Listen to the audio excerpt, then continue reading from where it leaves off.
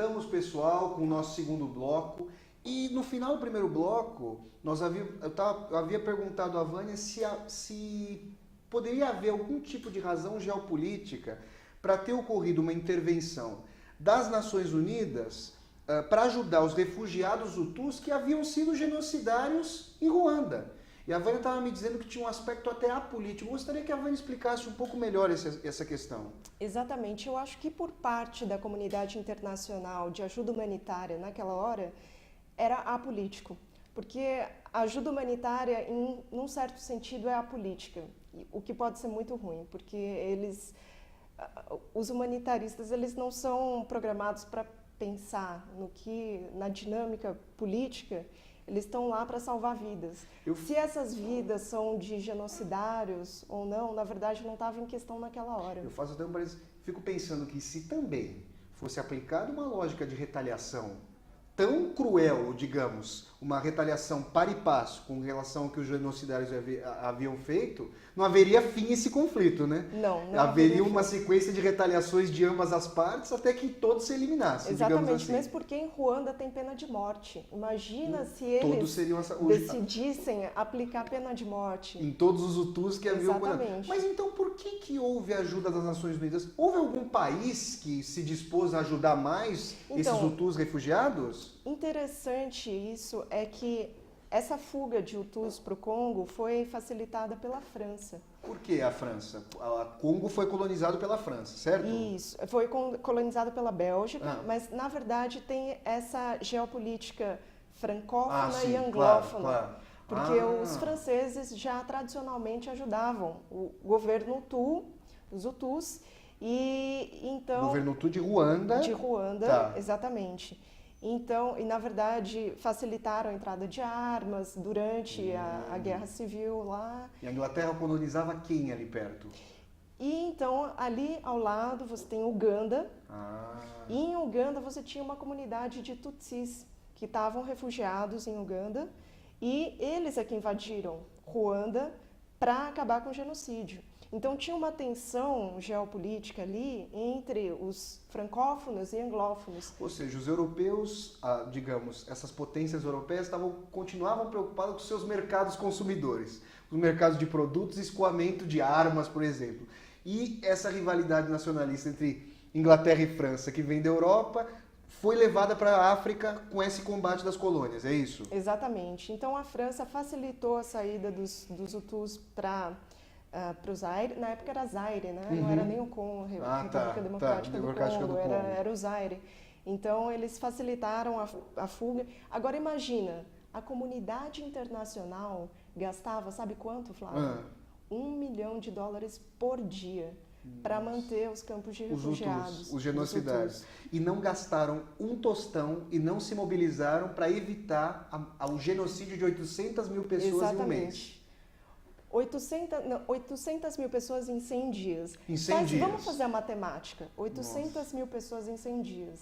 8 mil pessoas por dia. Meu Deus. Com machetes. É uma barbaridade completa. É curioso também. É claro que ninguém aqui vai dizer que a questão do Holocausto não foi trágica e tétrica, mas isso trata-se de um Holocausto que, guardadas as proporções tecnológicas, eu fico imaginando se, por exemplo, os Hutus tivessem acesso à câmara de gás, se tivessem acesso a esse tipo de tecnologia, porque, guardadas as proporções, é um holocausto tão brutal quanto a eliminação na Segunda Guerra por parte dos nazistas, de judeus, de russos, de poloneses, não é verdade? Exatamente, exatamente. E, Vânia, o que aconteceu? Por exemplo, hoje, você foi lá trabalhar em Ruanda. Você está nesse programa de combate à fome e desenvolvimento social.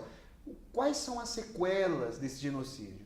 Há ainda muita rivalidade entre esses dois grupos étnicos? Quais foram medidas concretas tomadas para tentar, eu não diria esquecer, porque me parece que historicamente é impossível esquecer algo assim, e não me parece nem salutar esquecer, né? Me parece que é importante revisitar para que se possa aprender por que ocorreu e tentar evitar. Mas que medidas são feitas para minorar essas ações, para tentar transformar a Ruanda hoje?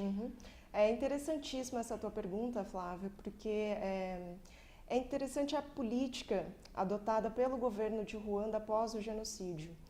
o governo de Ruanda hoje é Tutsi, ou seja, é minoritário, porque eles são mais ou menos 15% da população. Mas deixa eu fazer uma pergunta. Ruanda hoje é uma democracia? É uma democracia num certo sentido.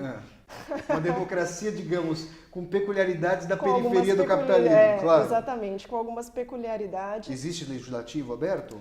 Existe um legislativo. Agora, nesse processo de reconstrução do país após o genocídio, então, o que o governo Tutsi resolveu fazer foi uma política de reconciliação e de uma tentativa de perdoar os genocidários mesmo. Assim, eles dividiram os genocidários em categorias. Tá. Número 1, 2, 3, 4. Os genocidários da categoria 1 eram aqueles que eram os líderes. Então, esses foram punidos. Esses foram presos. Agora, tinham muitas pessoas que participaram do genocídio, matando pessoas, mas eles não eram líderes. E para essas pessoas, houve uma política de reconciliação. Tá. Porque imagina, milhões de pessoas participando de um genocídio como esse, como você vai punir todo mundo? E a tensão que se criaria se houvesse, por exemplo, essa punição de olho global. por olho. Uma punição taliônica, digamos assim, para usar um termo que me é caro. Me parece que se fosse haver uma punição global perpetrada pelo Estado, a etnia Hutu corria risco de existência, corria risco de não haver mais. Agora, essa marcação étnica dos documentos, ela existe ainda hoje ou não? Não, ela não existe mais. Uma coisa muito clara desse governo é que não existe mais Hutu, Tutsi ou Twa. Twa é um outro grupo étnico que existe, mas é uma minoria, 1% da população. Havia discriminação com relação aos Twas, não? Bom, os Twas, eles são pigmeus, então os pigmeus já são... Com essa lógica eugênica ali dos colonizadores, eles, por terem traços mais distantes dos europeus, eram os mais discriminados. Não, tem uma história que é uma barbaridade, claro, de pigmeus. Uma vez, um americano foi visitar o Congo e encontrou um pigmeu, e achou fantástico e resolveu levar o pigmeu para os Estados Unidos e colocar num zoológico eu ia falar ao como lado se fosse um animal de um estimação. orangotango. E eles ficavam fazendo... É assim, uma barbaridade em termos de direitos humanos e tudo mais. Isso foi na década de 50. E o pior é que o zoológico recebia 40 mil visitas por dia por causa do pigmeu. É interessante porque há o estigma com relação aos nacionalsocialistas, com relação aos nazistas, mas a história da eugenia e do racismo é muito anterior à ascensão do partido nazista ao poder, que se deu em 1933. Existem uma série de documentários, eu recomendaria um do Peter Cohen, que é um judeu sueco que vem estudando essa questão há muito tempo, um documentário chamado 1900, Homo Sapiens, que tenta remontar essa história da eugenia. Vocês vejam, a Vânia está contando uma história do pós-guerra que remonta a questões que, olha, se eu não soubesse que se tratava de um americano, eu muito bem poderia associar esse tipo de atitude a um nazista, ou não? Claro. E, Vânia, hoje, então, a identidade dos ruandeses é forjada em função da nação ruandesa. Eles querem acabar com esse sectarismo étnico. Exatamente. Agora, conversando com as pessoas, né, com alguns Hutus também, eles falaram, olha, pode não ter uma identidade étnica no papel, no documento, mas todo mundo sabe quem é quem. Claro. E a sensação é que ainda em Ruanda tem algum tipo de... É como se fosse uma panela de pressão, sabe? Que uma iminência de uma guerra. É latente. Que algo pode acontecer. O país é realmente muito estável, muito desenvolvido. Teve um desenvolvimento incrível depois do genocídio. Não é corrupto, a corrupção é baixíssima. Isso é interessante. Exatamente. Você encontra algum tipo de fator? Por exemplo, você havia me contado que em Moçambique há muita corrupção. Exatamente. E por que não haveria relações corruptas ali em Ruanda? Será que alguma celeuma, uma tentativa de, já que houve uma barbaridade tão forte, uma tentativa de austeridade para mostrar ao mundo e chamar investimentos? Seria algo assim, Ivan? Olha, eu acho que isso tem a ver muito com a liderança política. O presidente é muito sério, ele não tolera corrupção. Então, eu acho que começa... Pelo alto. Pelo alto. Seria, digamos, uma tentativa de coibir, uma tentativa paternalista de coibir a corrupção. Exatamente. Na verdade, o presidente, ele liderou esse exército que acabou com o genocídio em Ruanda.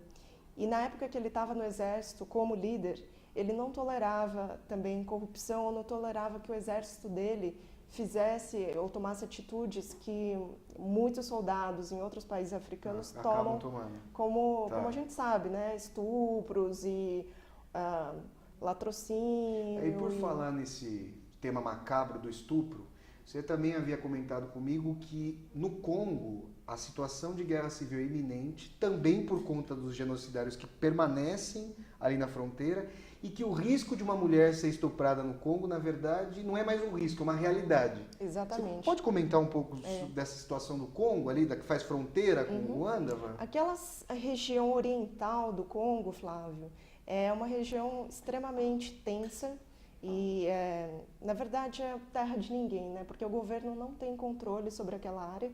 É uma área tomada por grupos rebeldes. E eles brigam entre si? Brigam entre si.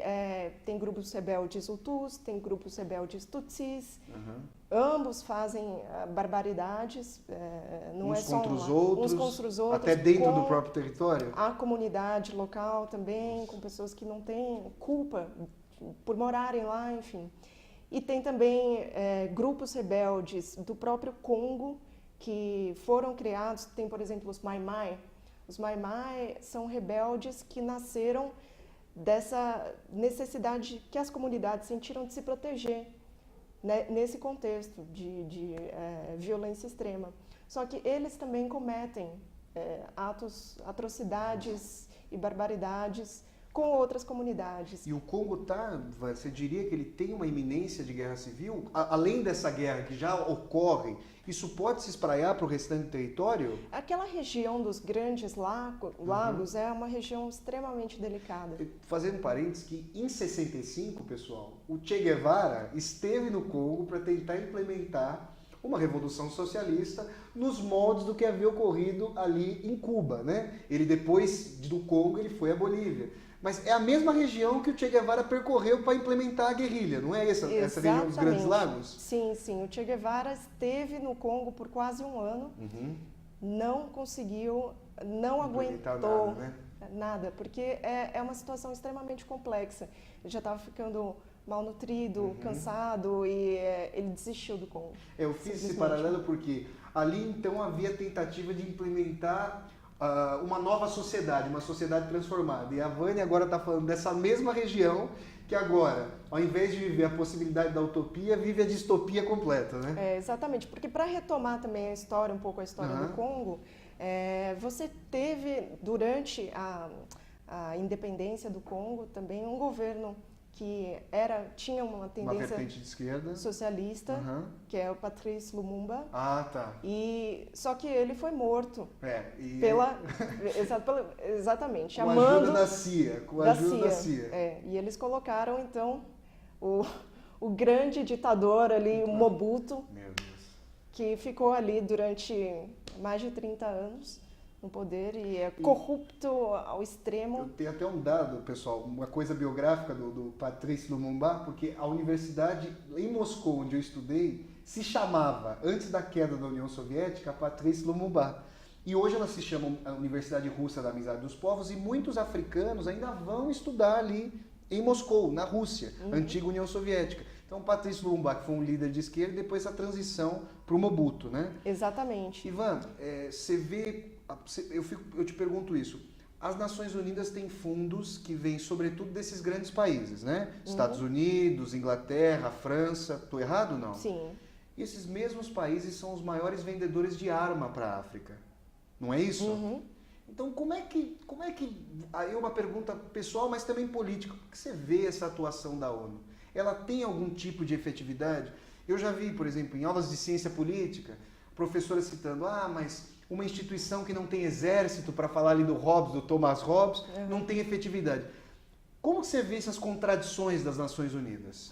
Olha, Flávio, acho que a gente tem que tomar em consideração um contexto e um cenário bem amplo, porque são líderes diferentes também que estão tentando realizar ações diferentes, ou seja, não são as mesmas pessoas que estão na indústria armamentícia que estão também...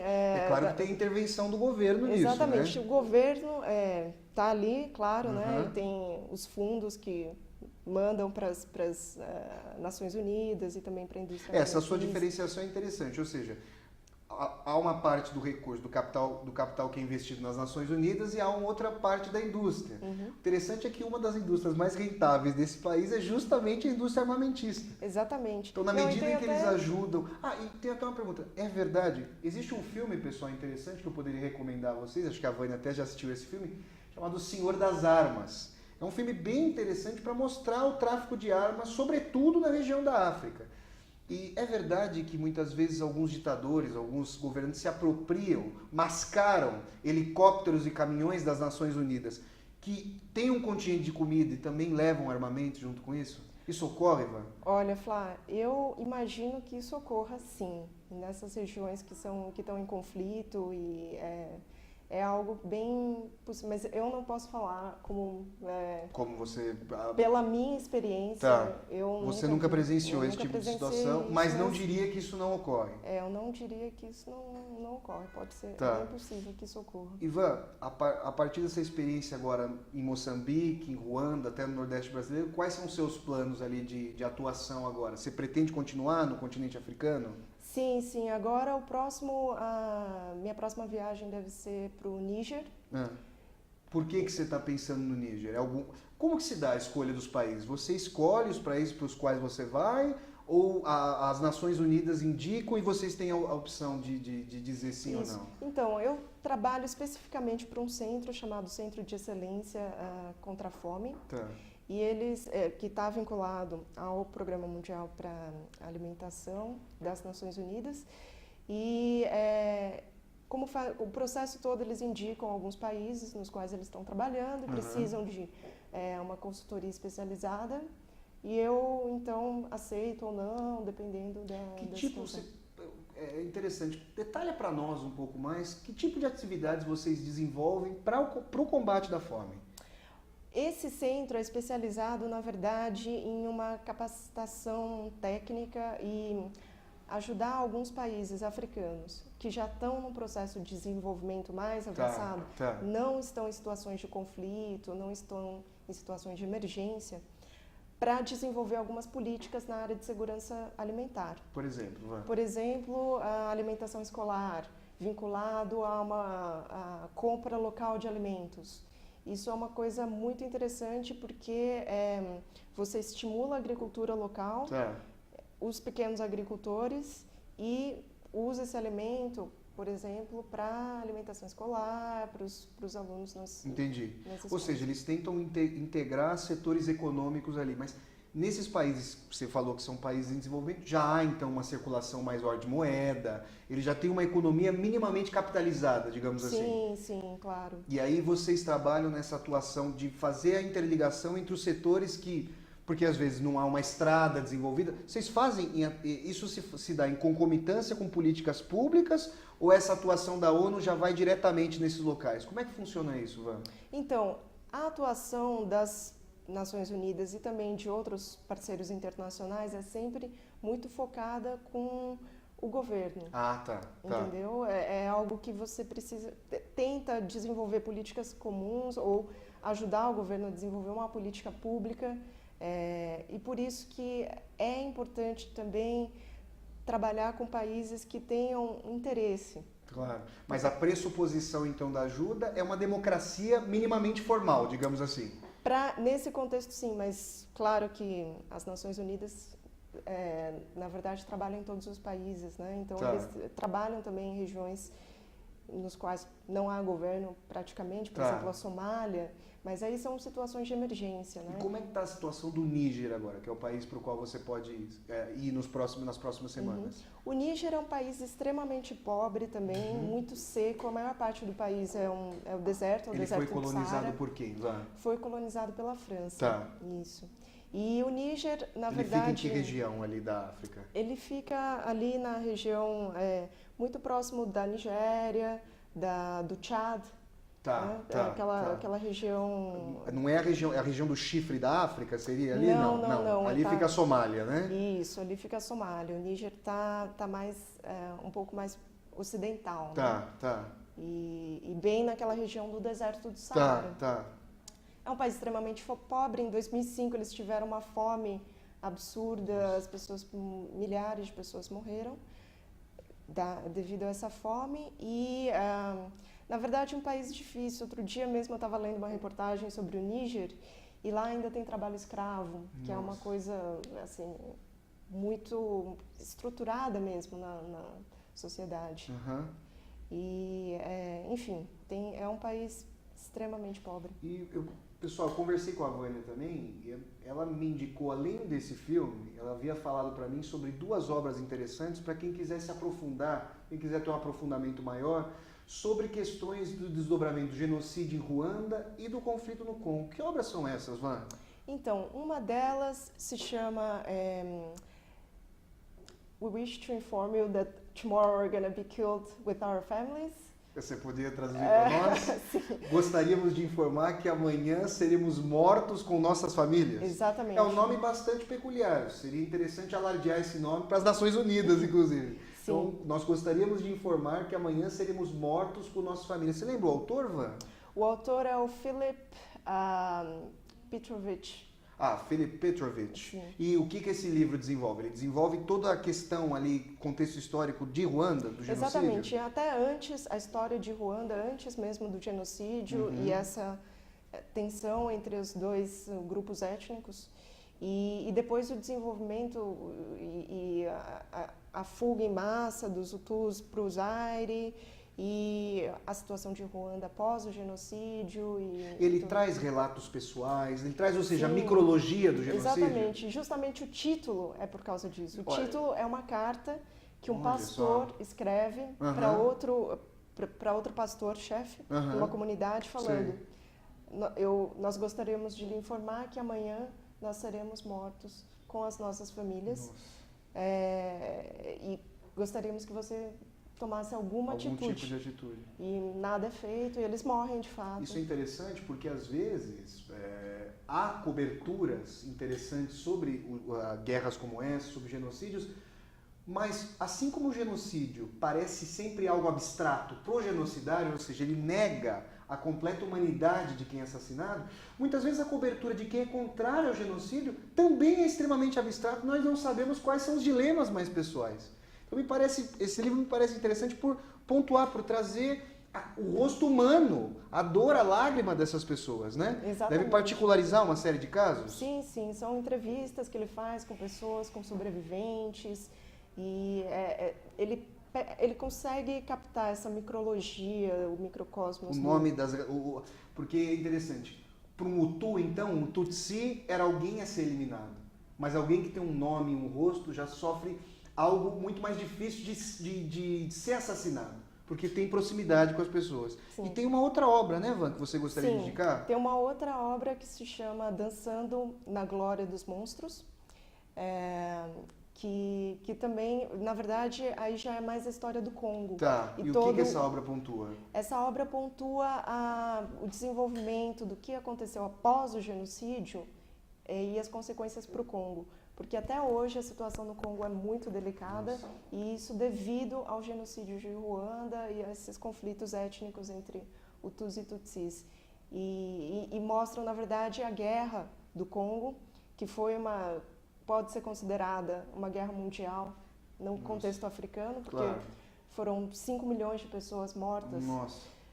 Claro, entre fome, miséria e consequências da guerra. Consequências da guerra. Claro. Mas é uma coisa que ninguém fala, né? As pessoas simplesmente... São africanos, a comunidade internacional, como são africanos e negros, muitas vezes já não se pode, o que é um avanço, alardear o racismo publicamente, mas de certa maneira o cinismo é muito forte, porque o racismo prático acaba acontecendo, esse caráter hediondo acaba acontecendo. Exatamente. Né? E a situação no Congo é tão complexa que, na verdade, não se pode nomear, né, pessoas que sejam autores de um genocídio ou de algo assim. São inúmeros grupos rebeldes ali. Então, pessoal, Eu gostei muito dessa diálogo, dessa conversa com a Vânia. Gostaria de agradecer a Vânia por ter aceito o convite. A Vânia trouxe uma série de esclarecimentos. E gostaria de me despedir de vocês. Estaremos aqui com o Espaço Heráclito na próxima semana. Um grande abraço. Tchau.